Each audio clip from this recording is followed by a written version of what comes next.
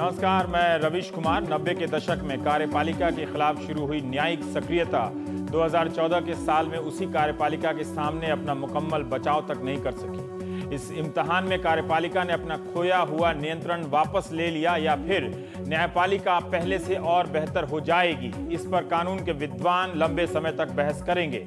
केंद्रीय कानून मंत्री रविशंकर प्रसाद ने राष्ट्रीय न्यायिक आयोग के लिए संविधान संशोधन बिल पेश करते हुए इसे ऐतिहासिक बताया है। सुप्रीम कोर्ट और 24 हाई कोर्ट के जजों की नियुक्ति, तबादला और प्रमोशन के लिए एक आयोग बनेगा जिसका संक्षिप्त नाम होगा NJAC, यानी राष्ट्रीय न्यायिक नियुक्ति आयोग के मुखिया होंगे भारत के प्रधान न्यायाधीश, चीफ जस्टिस, कानून मंत्री सदस्य, सुप्रीम कोर्ट के 2 वरिष्ठ जज, 2 प्रतिष्ठित नागरिक सदस्य होंगे। प्रतिष्ठित सदस्यों में कौन होंगे, कैसे बनेंगे और कब तक रहेंगे, इसकी अलग से शर्तें हैं। NJAC को संवैधानिक दर्जा दिया गया है ताकि सरकार इसमें कोई भी फेरबदल ना कर सके। NJAC के 6 में से 2 सदस्य किसी उम्मीदवार पर सहमत नहीं हैं तो उसकी नियुक्ति नहीं होगी। राष्ट्रपति NJAC का प्रस्ताव पुनर्विचार के लिए लौटा तो सकते हैं, लेकिन पैनल ने सर्वसम्मति से प्रस्ताव वापस किया तो राष्ट्रपति को मानना होगा। सुप्रीम कोर्ट का वरिष्ठ जज ही प्रधान न्यायाधीश बनेगा, चीफ जस्टिस बनेगा, लेकिन वो उस वक्त नियुक्त कमेटी की बैठक में भाग नहीं लेगा। अगर आज लोकसभा में कानून मंत्री रविशंकर प्रसाद को बोलते हुए आपने सुना हो तो आप उनके भीतर के वकील और राजनेता को एक दूसरे से खूब होड़ करते आपने देखा होगा। अच्छा भाषण दिया। नए आयोग के 2 नागरिक सदस्यों की नियुक्ति जो कमेटी करेगी उसका एक सदस्य नेता विपक्ष होगा या लोकसभा में सबसे बड़ी पार्टी का नेता होगा। यानी कानून मंत्री ने कांग्रेस की परेशानी भी कम कर दी। यह प्रावधान लोकपाल से लेकर चुनाव आयोग की नियुक्तियों के लिए भी नजीर बनने वाला है। कानून मंत्री ने कहा कि नया बिल संसद और न्यायपालिका की शक्तियों के समान बंटवारे और आदर पर टिका है, मगर नए आयोग में प्रधानता न्यायपालिका की बनी रहे। इसके लिए प्रमुख तो चीफ जस्टिस होंगे ही, 2 जज भी हैं। साथ ही जिन 2 व्यक्तियों की नियुक्ति के लिए कमेटी बनेगी उसके भी सदस्य चीफ जस्टिस ही होंगे। आयोग जो प्रस्ताव भेजेगा सरकार स्वीकार करेगी। पूरे भाषण में रविशंकर प्रसाद इस बात को लेकर सतर्क थे कि कहीं उनकी किसी बात का मतलब न्यायपालिका के अधिकार क्षेत्र में दखलंदाजी ना समझ लिया जाए। इसलिए उन्होंने इस बात का विस्तार से जिक्र किया कि आज इस बिल को पेश करने से पहले 20 सालों में 4 बार संविधान संशोधन के प्रयास हुए हैं। 7 बार विभिन्न कमेटियों ने विस्तार से सुझाव दिए हैं। कानून मंत्री ने संविधान निर्माता डॉक्टर अंबेडकर को भी कोट किया कि कैसे वे जजों की नियुक्ति के मामले में राष्ट्रपति, भारत के चीफ जस्टिस और संसद में से किसी भी एक को सर्वोच्च अधिकार देने के पक्ष में नहीं थे।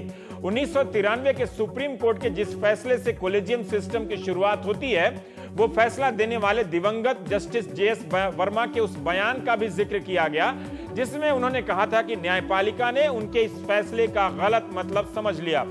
रविशंकर प्रसाद कहते हैं कि 1950 से 1993 तक जजों की नियुक्ति की पुरानी व्यवस्था ने बहुत अच्छा काम किया। आज कॉलेजियम से पहले का कोई जज नहीं है। मैं सवाल पूछता हूं कि आज BR कृष्ण अय्यर जैसे जज क्यों नहीं है, HR खन्ना जैसे जज क्यों नहीं है, बीजन मुखर्जी, विवियन बोस, SR दास जैसे जज कहां हैं? उस सिस्टम में कमियां थी तो उसी सिस्टम ने ऐसे लेजेंड दिए हैं। जब रविशंकर प्रसाद ये उदाहरण दे रहे थे तो मुझे ध्यान आ रहा था कि केंद्र या राज्य सरकारें अपने पैनल पर वकीलों की नियुक्ति पेशेवर तरीके से करती हैं या राजनीतिक पसंद के आधार पर, उसे भी क्यों ना पारदर्शी बनाया जाए। मैं इस योग्य तो नहीं हूं, पर क्या हमारे कानून मंत्री यह कह रहे हैं कि मौजूदा कॉलेजियम सिस्टम में यानी 1993 के बाद से कोई जज ऐसा बना ही नहीं जिसका नाम लिया जा सके? क्या 1993 के बाद से सुप्रीम कोर्ट ने ऐतिहासिक फैसले नहीं दिए? 2G घोटाले से लेकर अन्य घोटाले में नेताओं से लेकर उद्योगपतियों को जेल भिजवाने की दास्तान क्या इस सिस्टम के बनाए जजों में दर्ज नहीं है? कानून मंत्री एक और उदाहरण देते हैं कि जबलपुर हाईकोर्ट के चीफ जस्टिस GP सिंह जैसे व्यक्ति जिनकी कानून की किताब की मिसाल इस दुनिया में दी जाती है, वो सुप्रीम कोर्ट में नहीं पहुंच सके। इस पर हमें सोचना होगा।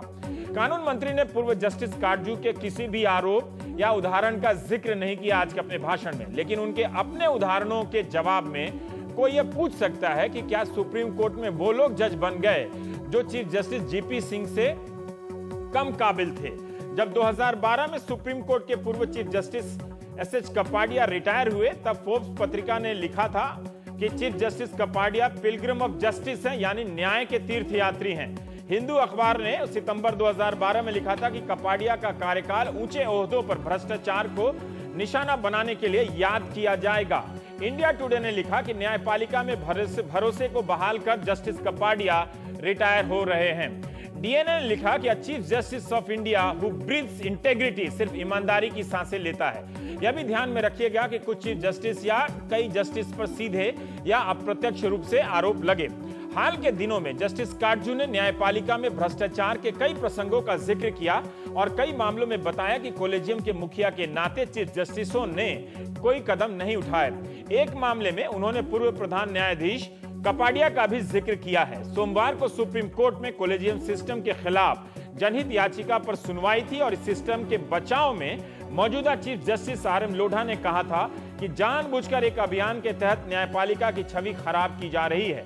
मैं इस कॉलेजियम सिस्टम से नियुक्त जजों के पहले बैच का हूं और जस्टिस नरीमन आखिरी जज होंगे।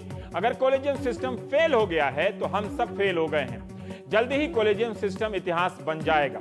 क्या नया सिस्टम वो सब इतिहास बनाने में सक्षम होगा जो कथित रूप से कॉलेजियम से नहीं बना? आप जानते हैं कि 1993 के बाद से सुप्रीम कोर्ट का कॉलेजियम जजों की नियुक्ति करता है, अब राष्ट्रीय न्यायिक नियुक्ति आयोग करेगा। हम प्राइम टाइम में इसी के तमाम पहलू पर बात करेंगे। हमारे साथ हैं जस्टिस SN ढींगड़ा साहब हैं जो पूर्व जज हैं दिल्ली हाई कोर्ट के, अमरेंद्र शरण हैं पूर्व एडिशनल सॉलिसिटर जनरल हैं, KTS तुलसी साहब हैं वरिष्ठ वकील हैं, सत्यपाल जैन हैं नेता BJP के हैं। जस्टिस ढींगड़ा, मैं आपसे आना चाहता हूं आपके पास कि सोमवार का बयान, शुरुआत में इससे करना चाहता हूं कि जब chief justice of India, Bharat के प्रधान न्यायाधीश ये कहते हैं कि एक अभियान के तहत कॉलेजियम सिस्टम को निशाना बनाया गया है, अगर ये फेल हो गया है तो हम सब फेल हो गए हैं। आज जब कानून मंत्री अपनी बात रख रहे थे तो ऐसा लग रहा था कि उनकी कोई बात नहीं है, किसी ने जस्टिस लोढ़ा के बातों का एक तरह से संज्ञान आपकी भाषा में नहीं लिया, नोटिस नहीं लिया। ये एक तरह से एक दूरी व्यक्त होती है और सवाल पूछने से पहले उनके एक भाषण का ही मैं आपके सामने जिक्र करना चाहता हूं, जब वो गोपाल सुब्रमण्यम के मामले में कहते हैं कि ये मत समझिएगा कि न्यायपालिका की स्वतंत्रता से समझौता हो गया है, मैंने हमेशा के लिए इसके लिए लड़ा है और अगर इससे समझौता हुआ तो मैं सबसे पहले कुर्सी छोड़ दूंगा। मैं 1 अरब 20 करोड़ लोगों को वादा करता हूं कि न्यायपालिका की स्वतंत्रता से समझौता नहीं होगा। इन बयानों को आज जब बिल रखते हुए रविशंकर प्रसाद कॉलेजियम सिस्टम के खिलाफ एक नए सिस्टम की प्रस्तुति कर रहे थे, तो आप कैसे देखते हैं? अब ये बयान कहाँ है? क्या एक मुख्य न्यायाधीश को एक मुश्किल स्थिति में डालते हैं या हम आगे बढ़ गए हैं इस बहस में? सर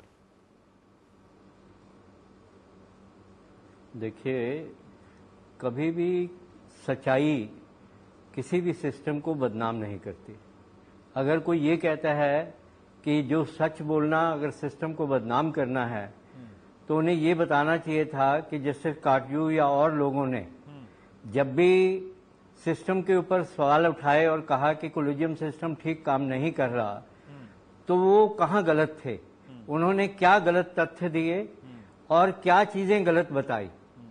ये कोई नहीं बताता कि काटजू साहब ने क्या गलत कहा, क्या उन्होंने जो बातें कही वो गलत थी। वो ये नहीं कहते, वो कहते हैं ये बातें क्यों कह रहे हो, इससे हम बदनाम हो रहे हैं। तो ये देखिए, मेरे हिसाब से अगर हम जुडिशरी के अंदर करप्शन को कारपेट के नीचे डालते जा रहे हैं तो हम जुडिशरी को सेव नहीं कर रहे। ठीक है, जुडिशरी जो है तब सेव होती है जब इसके अंदर ऐसे लोग हों जो इतने निडर हों कि जहां कहीं भी करप्शन देखें, अन्याय देखें, उसके खिलाफ आवाज उठाएं, चाहे वो उनके अपने सिस्टम के अंदर क्यों ना हो। मुझे अफसोस इस बात का है कि काटजू साहब ने एक अकेले व्यक्ति हैं जो इस बात के लिए उन्होंने आवाज उठाई। उनके उठाने के बाद कुछ आवाजें और उठी हैं, उन्होंने भी बहुत देर से उठाई। ये चीजें बहुत पुराने से हो रही हैं और इसके एक नहीं अनेक उदाहरण हैं कि कॉलेजियम सिस्टम के अंदर ऐसे लोगों की भर्ती कर दी जाती है जिसमें लेन देन होता है। चीफ जस्टिस और बाकी जजेस आपस में एक दूसरे के जजों को तय करते हैं कि तुम मेरे को करो, मैं तुम्हारे को करता हूं। एक उदाहरण बहुत रीसेंट है, कपाड़िया साहब के समय का है। जब जस्टिस कबीर साहब की बहन को 58.5 की उम्र में वकीलों में से हाईकोर्ट जज बनाया गया, वो भी तब जब कलकत्ता हाईकोर्ट के जज ने एक रिपोर्ट दी लिखित में कि ये जज बनने लायक नहीं है।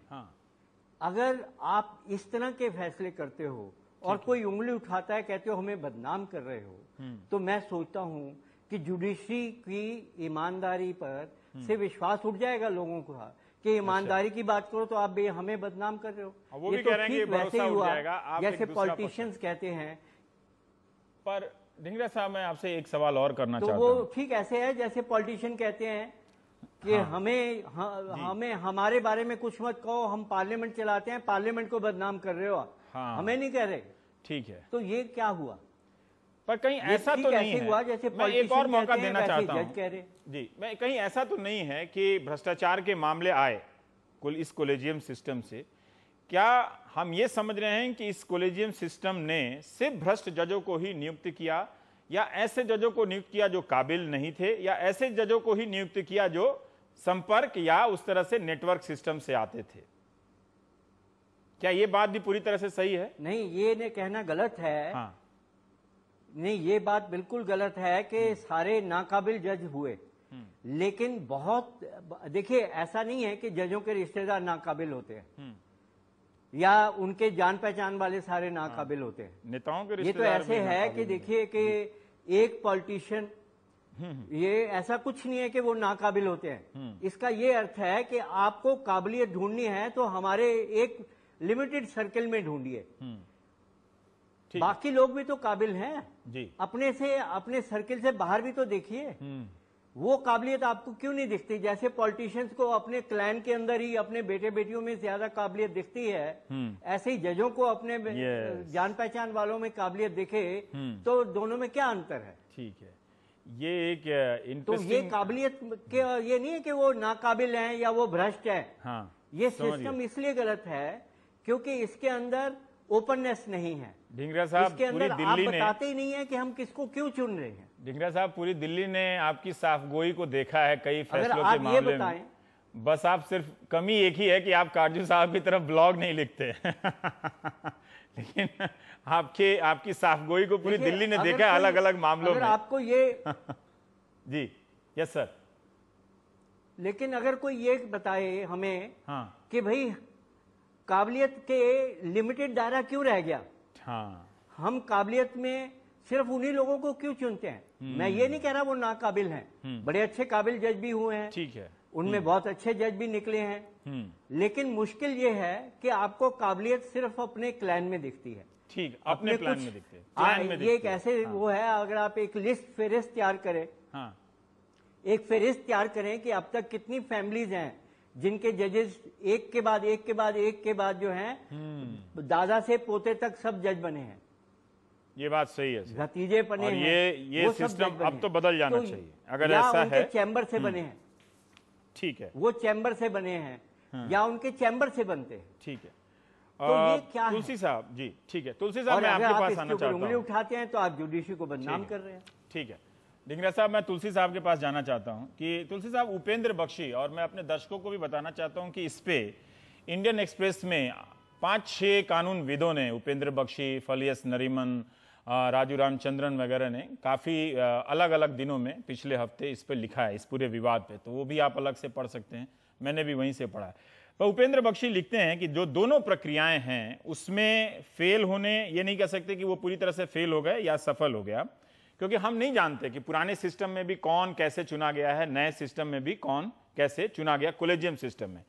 लेकिन जब रविशंकर प्रसाद ये कह रहे हैं कि 1953 से 1990 तक ये सिस्टम बहुत काम किया, बहुत अच्छा काम किया और कई लेजेंड दिए, कमियां थी, तो क्या वो ऑब्जेक्टिव हैं इस बात को, इस कॉलेजियम सिस्टम की आलोचना में, जब वो पुराने सिस्टम की बात कर रहे हैं तो, या वो कुछ चुनिंदा उदाहरण चुन रहे हैं कि इस पर हमला किया जा सके?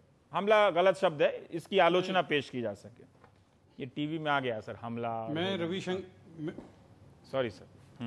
रविशंकर जी से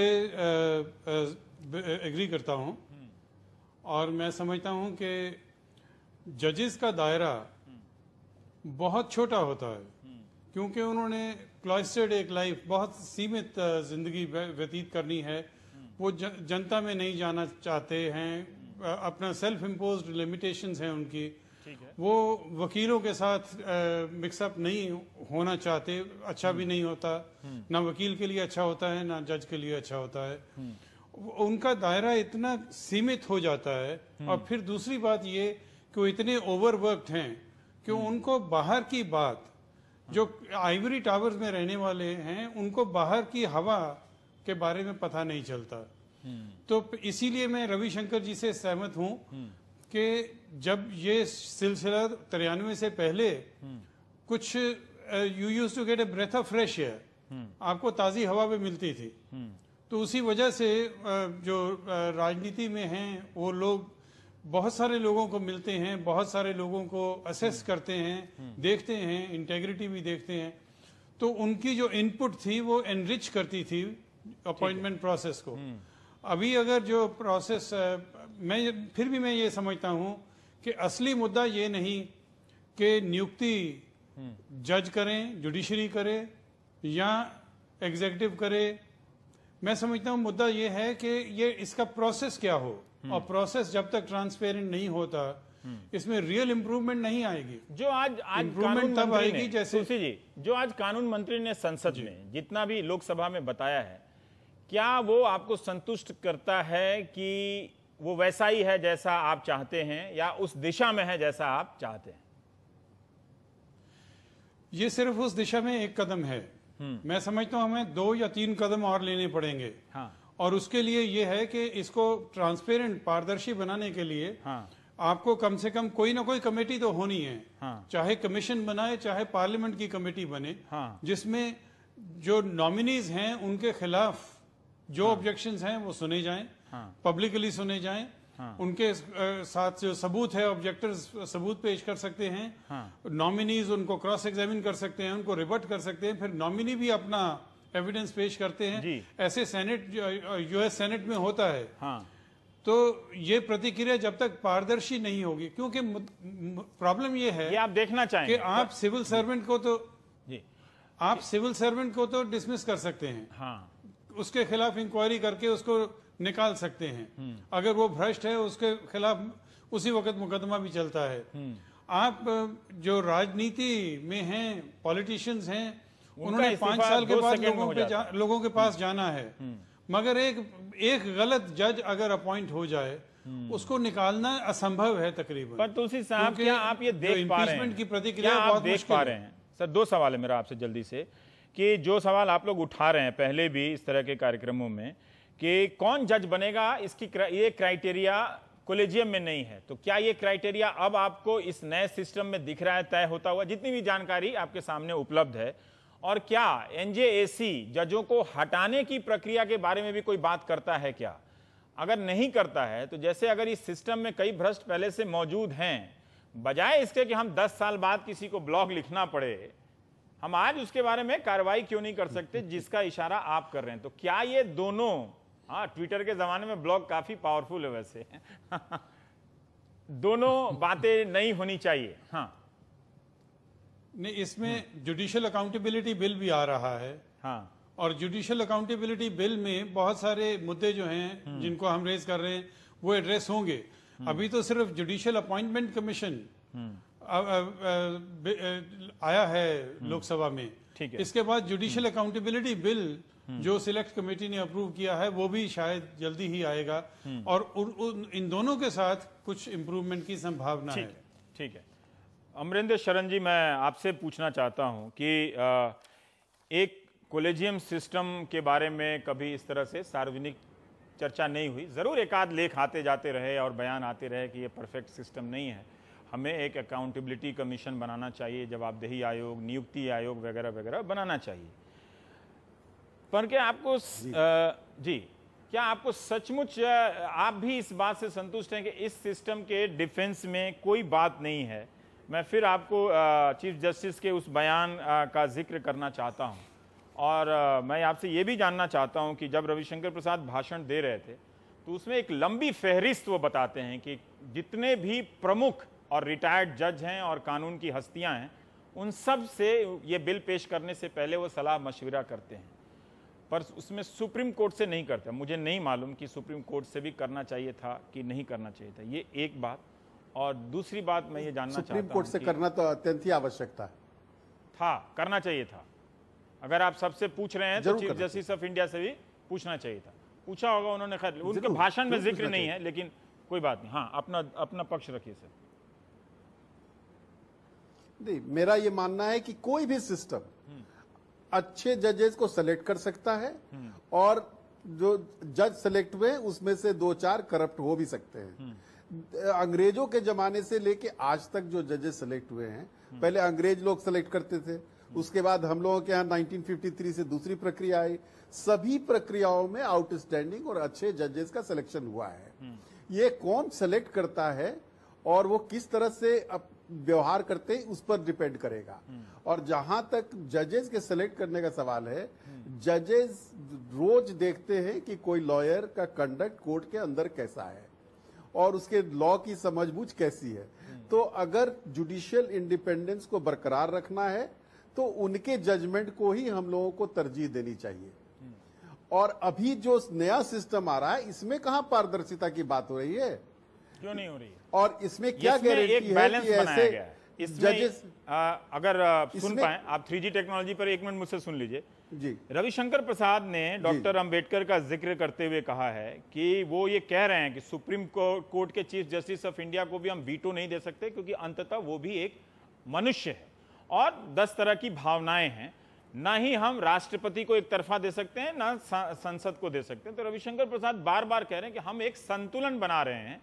प्रधानता न्यायपालिका की रहेगी, क्योंकि तमाम कमेटियों में नंबर के हिसाब से वही ज्यादा है, लेकिन कार्यपालिका की भी उसमें भूमिका होगी, क्योंकि जनता वोट देती है, हम पर विश्वास करती है, हम पे सत्ता संभालने के लिए जिम्मेदारी देती है और हमको हटा देती है।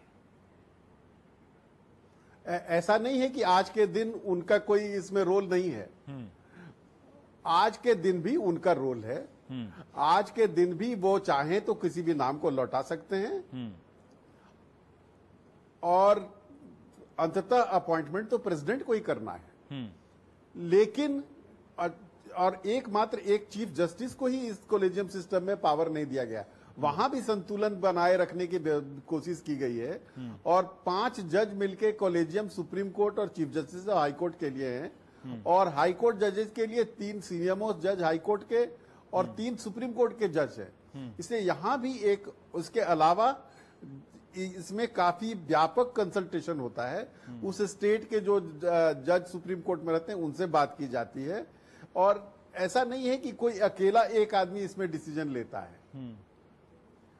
ठीक है। और कॉलेजियम के लिए हुए डिसीजन को रिटर्न भी किया जाता है। मेरा ये मानना है कि सारा जो सुप्रीम कोर्ट का और जुडिशरी का मामला है वो चलता है विश्वसनीयता पर, वो चलता है क्रेडिबिलिटी पर। अगर हम उनकी क्रेडिबिलिटी को हटा देंगे तो फिर जुडिशरी का मतलब नहीं रह जाएगा और जुडिशरी का औचित्य आप फिर हमारे दर्शकों को ये शिक्षित कीजिए इस बात में। सरन साहब, आप हमारे दर्शकों को इस बात में शिक्षित कीजिए कि कैसे इस प्रयास के जरिए न्यायपालिका की विश्वसनीयता को हटा दिया गया। आपने ढींगरा साहब को विस्तार से सुना होगा कि जिसमें वो बता रहे हैं कि कैसे परिवारवाद आया, एक खास किस्म के ही लोग बनते रहे। हालांकि काटजू साहब भी पारिवारिक श्रृंखला की कड़ी में के ही एक उसमें प्रोडक्ट हैं जी, अच्छी फैमिली से आते हैं, वैसे जुडिशियल फैमिली। हम लोग के यहाँ जैसे जिस तरह से हम लोग का प्रोफेशन ऑर्गेनाइज्ड है, इस प्रोफेशन में जनरली वही लोग आते हैं जो इस प्रोफेशन में पहले से थे। हमारे जैसे फर्स्ट जनरेशन लॉयर्स बहुत कम आते हैं, लेकिन ऐसा नहीं है। फर्स्ट जनरेशन लॉयर्स जो आते हैं उससे भी लोग सुप्रीम कोर्ट के जज बनते हैं। कल ओथ लेने जा रहे हैं जस्टिस पंत, वो मुंसिफ मजिस्ट्रेट से उन्होंने शुरुआत की थी और कल वो सुप्रीम कोर्ट के जज बनेंगे। इसलिए ऐसा नहीं है कि सिर्फ एक परिवार के लोग ही आते हैं और किसी परिवार के आदमी को शट ऑफ भी नहीं किया जा सकता। पीएन भगवती साहब का इतना ज्यादा नाम था, वो शायद अभी जितने जजेस हैं उन्होंने सबसे ज्यादा रोल प्ले किया होगा वैचारिक परिवर्तन करने के लिए न्यायिक प्रक्रिया में। उनके फादर भी जज थे सुप्रीम कोर्ट के। इसलिए ये कहना कि कोई मतलब किसी के फादर हैं, किसी का कोई प्लान है, इस पे उनको मैं नहीं ढींगरा आना साहब चाहिए, ये का- तो सही नहीं है, मैं मानता हूँ। ठीक है, मैं सतपाल जैन जी बीजेपी के नेता हैं और हाँ, लेकिन हाँ प्लीज अपनी बात पूरी कर लीजिए। एक बात और मैं कहना चाहता था कि मैं एक बात और सिर्फ कहना चाह रहा था कि जो प्रक्रिया अपनाई गई है वो उसमें एक चीज की कमी रह गई थी, वो है कि पारदर्शिता नहीं थी। इस सिस्टम को मजबूत करके पारदर्शिता लाना चाहिए, इसका एक परमानेंट सेक्रेटेरिएट होना चाहिए और इसमें इवैल्यूएशन ऑफ जजेस performance in the high court का एक मेथड होना चाहिए जिसके बल पर उनको सिलेक्ट किया जाए सुप्रीम कोर्ट में। वो तो इस फिर जब सिस्टम को रेगुलेटरी बॉडी सुधारने की बनेगी आवश्यकता तो है। वो उसका कामकाज का तरीका तो तय करेगी। ये तो संवैधानिक बिल में ये सब तो नहीं हो सकता नहीं ना, नहीं, इतना डिटेल। अपॉइंटमेंट के लिए ठीक है। सुप्रीम कोर्ट में अपॉइंटमेंट के लिए हाँ। वो उनको चाहिए कि जैसे हाई कोर्ट ने के जजेस ने जो फैसले दिए हैं राइट। उनका वो अवमूल्यन करें, उनका अवलोकन ठीक करें, देखें कि उसमें कौन अच्छा जज है जिसको लाया जा ठीक सकता है। है।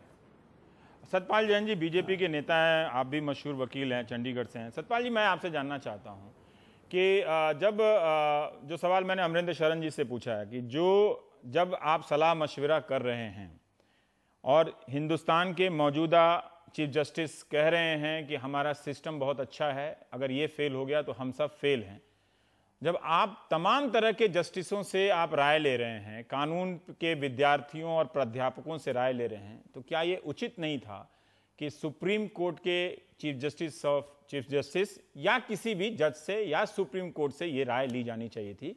आपका क्या मत है जब हम इसमें बदलाव करने जा रहे हैं?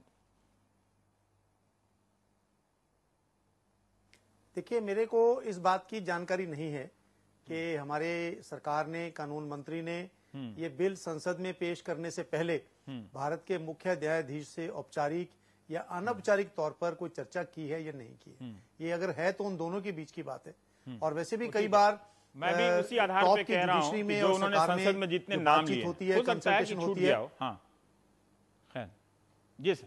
हाँ, सतपाल जितनी जैन भी जी। उनकी चर्चा बातचीत होती है हाँ। वो रिकॉर्ड पर आए। कई बार ये आवश्यक नहीं होता है, लेकिन जरूरी तो भी नहीं, हाँ। जो ये बिल आज आया है, जो प्रस्ताव आज आया है, ये कोई ऐसी चीज नहीं है जो अचानक कहीं से निकल कर आ गया है। ठीक है। जुडिशियल अपॉइंटमेंट कमीशन बने, इसकी चर्चा हिंदुस्तान की राजनीति में, सामाजिक क्षेत्र में कम से कम भी 10-15 सालों से हो रही है। ये बात आप सही देखिए, है। एक बात को समझने का प्रयास करें। पर सतपाल जी, पिछले 6-7 दशकों सतपाल में जी, ये भारत में ये देश बात की मैंने जनता स्पष्ट ने किया है। दो ये बात- अलग अलग प्रणालियां देखी जजों की नियुक्ति के बारे में। हाँ। 1992-93 तक लगभग सारी की सारी शक्तियां सरकार के कानून के हाथ में होती थी और सरकार जिसको चाहती थी उसको जज बनाती थी। ठीक है। उसके बाद जब प्रक्रिया बदली 1992-93 में, जब सुप्रीम कोर्ट का कोलिजियम सिस्टम आ गया, उसके बाद लगभग 20-21 वर्ष तक हमने ये दूसरा अनुभव भी देखा है।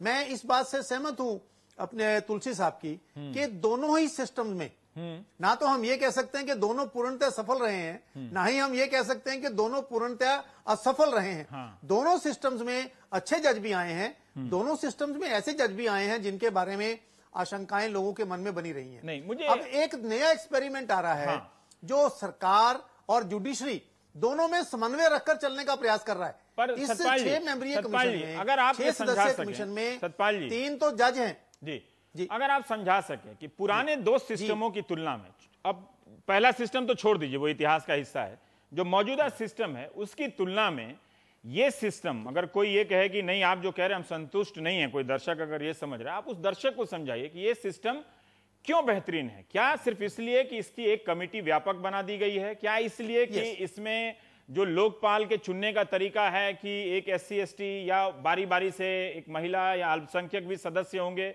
जिससे सामाजिक प्रतिनिधित्व बनेगा, या 3 जज रख देने से ही उसकी प्रधानता या विश्वसनीयता सुनिश्चित हो जाती है? आप ये बताइए कि ऐसा करने से आपने पहले के सिस्टम से क्या अलग कर दिया है, अंतर क्या लाया आप? जी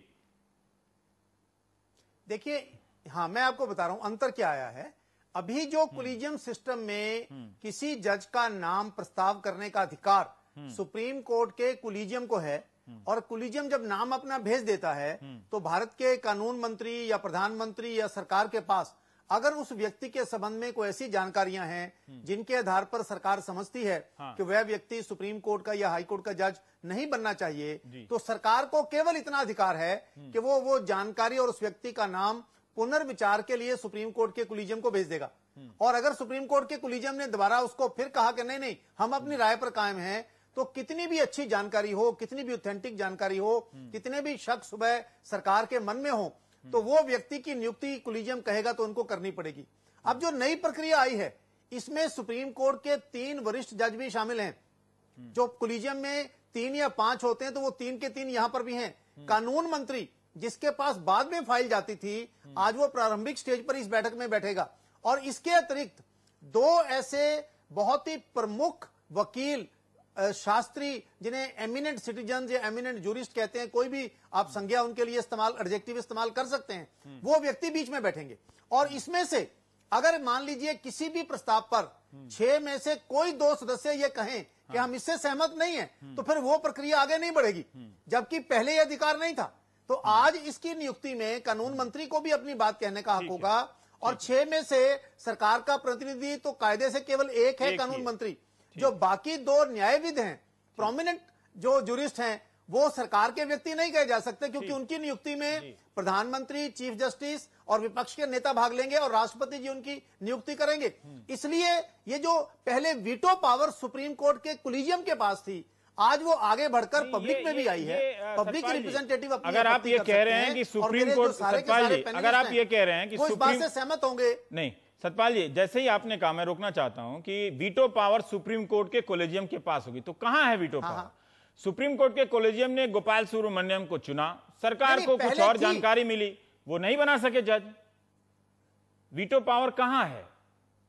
कहां? ऐसा आप उसको भी समझ लीजिए। हाँ। सरकार के पास जो जानकारी थी, सरकार ने कोलिजियम को वापस भेजी। हाँ। लेकिन इससे पहले कि कोलिजियम दोबारा उसको पुनर्विचार करके अपने निर्णय को रिट्रेट करता, ठीक है, गोपाल सुब्रमण्यम प्रेस में चले गए। और प्रेस में जाने के बाद सुप्रीम, उन्होंने कहा कि मैं अपना नाम वापस ले रहा हूं। हाँ। लेकिन मैं ये कहता हूं कि एक बात का मैं, एक सेकंड जरा, मैं ये कहना चाह रहा हूं, जैसे जस्टिस काटजू ने, जो मद्रास हाईकोर्ट के जज हैं, उनके बारे में कुछ बातें कही हैं। अगर वो सारी जानकारी सरकार के पास है, तो क्यों ना प्रारंभिक दौर में ही तीनों व्यक्ति इकट्ठे बैठकर उस पर चर्चा करें और किसी क्यों ना जो अभी जानकारी उपलब्ध है उसकी भी आप तुलसी साहब, आप कुछ कह रहे थे सतपाल जी की बात पे या मेरे किसी सवाल पे, तो फिर मैं ढींगरा साहब से करके मैं ब्रेक पे जाऊंगा, तब प्रशांत भूषण जी से पूछूंगा। माफी चाहता हूं, वो आप देर से जुड़ पाए हमारी वजह से। तुलसी साहब, आप कुछ कह रहे थे, जो सवाल मैंने सतपाल जैन से पूछा? नहीं, वो सतपाल जी ने उसी बात का जवाब दे दिया। ठीक है, ठीक है। ढींगरा साहब, अमरेंद्र शरण ने आपसे एक सवाल किया था कि परिवारवाद को आप राजनीति के परिवारवाद से तुलना नहीं कर सकते, क्योंकि एक सिस्टम बना है कि वकील का बेटा वकील बन जाता है, डॉक्टर का बेटा डॉक्टर बन जाता है। हालांकि फिर भी एक खास तबके के समाज और ये सब अगर हिंदुस्तान अगर सारे पदों में देखता है, तो जजों में क्यों नहीं देखेगा, देख सकता है। लेकिन आप क्या इस बात से संतुष्ट हैं कि जो नया सिस्टम बना है वो मुकम्मल है? सर, दोनों बात का जवाब दे दीजिए। दे रहा हूँ। पहली बात कि 1953 में जब ये सिस्टम शुरू हुआ था, या 1993 में जब कोलेजियम हुआ, तब के वकीलों की संख्या और आज जितने कॉमन पॉपुलेशन से वकील आ रहे हैं, उनकी संख्या में बहुत अंतर है। आज बहुत से ऐसे वकील आ रहे हैं जो योग्य हैं, लेकिन उनकी पारिवारिक बैकग्राउंड नहीं है। ऐसे वकीलों को कहाँ चांस मिलता है? वो चांस देखते हैं उन वकीलों को जिनकी जमी जमाई प्रैक्टिस है परिवारवाद के कारण। ऐसे बहुत से वकील तो जज बनने से मना कर देते हैं। उनके परिवार में उनको एक दिन का जो है 15 लाख रुपए की आमदनी है या 20 लाख रुपए की आमदनी एक दिन की होती है, वो जज बन के बनना भी नहीं चाहते। ठीक है। मैं उन वकीलों की बात कर रहा हूं जो योग्य हैं, जो जिनके परिवार के अंदर पहले कोई वो नहीं रहा। ऐसे वकीलों के बारे में ना तो कभी कोई किसी ने जज बनाने की सोचा है, ना वो बनते हैं। ठीक है। ऐसे वकील जो हैं ज्यादातर कोशिश करते हैं कि वो डिस्ट्रिक्ट जुडिशरी में चले जाएं। क्या नया और सिस्टम वो वहां से आए? जी सर। और वहीं से क्या नया सिस्टम जो आएगा, हाँ, उसमें और इस देखिए, मैं नए सिस्टम के बारे में भी इतना आश्वस्त नहीं हूं कि नया सिस्टम जो है वो बहुत अच्छे से काम करेगा, क्योंकि इस सिस्टम में भी जो एक मेन डिफेक्ट है वो है ट्रांसपेरेंसी का। नाम डिस्क्लोज नहीं किए जाते, किन के नाम कंसीडर किए जा रहे हैं, उनमें क्या योग्यताएं हैं, क्यों कंसीडर किए जा रहे हैं। ये नए सिस्टम के अंदर भी ऐसा कोई प्रोविजन नहीं है कि कोई पब्लिक डिबेट होगी, कोई डिस्कशन होगी और पब्लिक ओपिनियन जानी जाएगी या प्रोफेशनल ओपिनियन जानी जाएगी। ऐसा अगर नए सिस्टम में भी नहीं है तो नया सिस्टम भी फेल हो जाएगा, फिर वही नए सिस्टम में भी बंदर बांट हो सकती है। वास्तव में देखिए, कोई भी सिस्टम लाइए, सिस्टम तभी सफल होता है जब उसको चलाने वालों की नीयत और मंशा सफल हो। एक अच्छी से अच्छी गाड़ी आप बेकार ड्राइवर को दे दीजिए तो गाड़ी का 4 दिन के अंदर कबाड़ा कर देगा। मुझे ब्रेक पे जाना पड़ेगा। कोई भी सिस्टम आप लाइए। ठीक है, मुझे ब्रेक पे जाना पड़ेगा, उसके बाद मैं आऊंगा तो थोड़ा प्रशांत जी के साथ जाइए समय ब्रेक पर। प्रशांत जी के साथ समय व्यतीत करूँ। आ रहा हूँ सर छोटे से ब्रेक के बाद।